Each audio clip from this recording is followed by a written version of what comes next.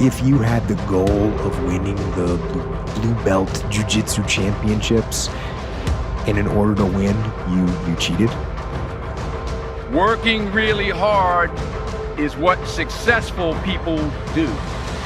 And in this text, tweet, twerk world that you've grown up in, remember, just because you're doing a lot more doesn't mean you're getting a lot more done. Is life really that bad? Do you really think it's that tough? Life cannot apologize. Your competitors aren't broadcasting their next move. You don't know what the market's going to do. You can't be certain about the next trend or the next downturn or the next bubble that's going to burst. You can't know those things. So you have to do the same thing. You have to control what you can control, which is you. You got to gather intelligence. You got to analyze the metrics that you can track. You got to train yourself and your team to be prepared for both the known and also be prepared for the unknown.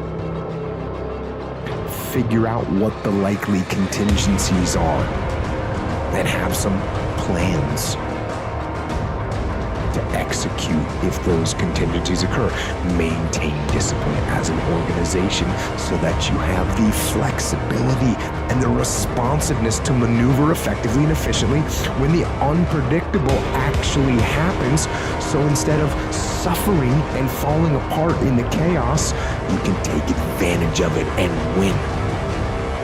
Remember that just because you're doing a lot more doesn't mean you're getting a lot more done. Don't confuse movement with progress. My mother told me, she said, yeah, because you can run in place all the time and never get anywhere. So continue to strive, continue to have goals, continue to progress. I don't care how much money you make, you can't take it with you. The Egyptians tried it.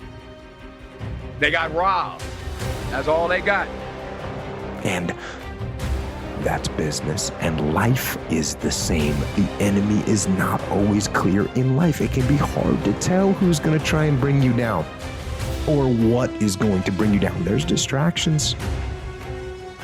There are things out there that will do you harm that are so camouflaged you can't see them at all.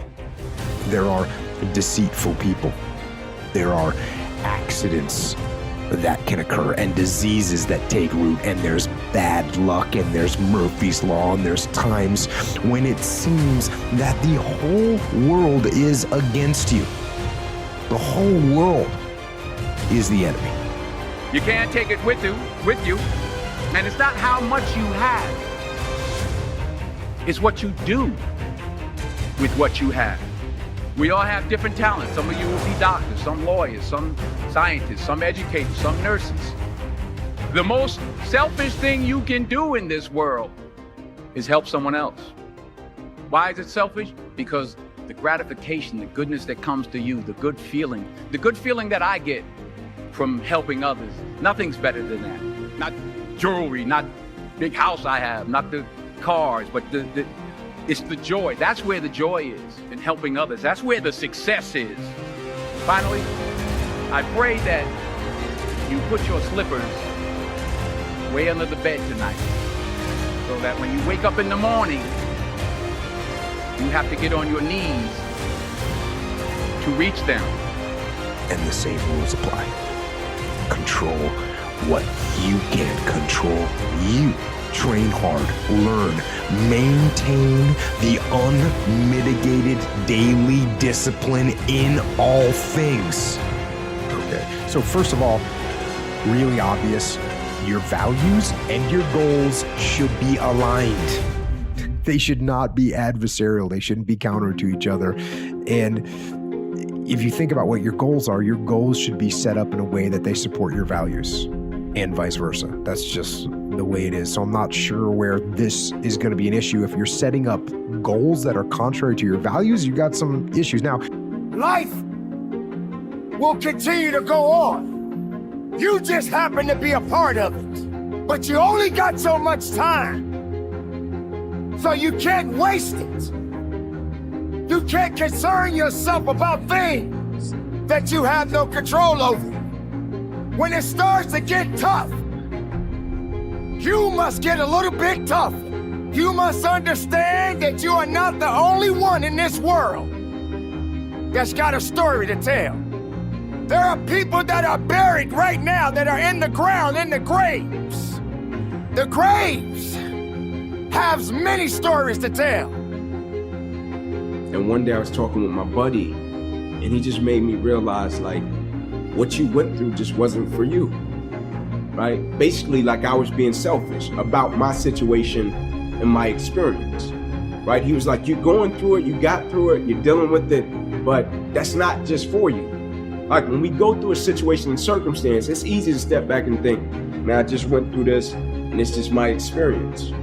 I firmly believe when we go through things, it's for us to deal with it, get over it, and reach back over the hill to help another person. And a lot of times, like you said, when you're trying to work through it, you think, man, how can I help somebody? And I'm trying to get through it myself, right? And that's a great perspective, right? But when you get through it, right, maybe you can't help them when you're in the midst of it because you're processing it. But when you get over the hill, I think it's important and I think it's vital that you reach back over the hill and help somebody that may be going through a similar situation, and you can share your values and principles with them. Because that experience that we go through and we deal with, it's not just for us. But you just don't hear them. Because the dead doesn't speak. You're not dead.